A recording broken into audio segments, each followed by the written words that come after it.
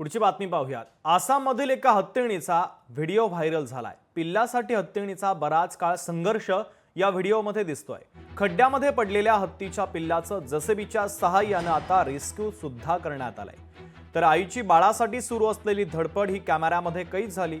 खड्ड्यामध्ये पडलेल्या पिल्लासाठी हत्तीणीची सुरू असलेली ही सगळी धडपड या व्हिडिओच्या माध्यमातून आपल्याला दिसून येते। आसाममधील हत्तीणीचा हा व्हिडिओ सध्या सोशल मीडियावर चांगलाच व्हायरल आहे। खड्ड्यामध्ये पडलेल्या हत्तीच्या पिल्लाला जेसीबीच्या सहाय्याने अखेर रेस्क्यू करण्यात आलेला आहे।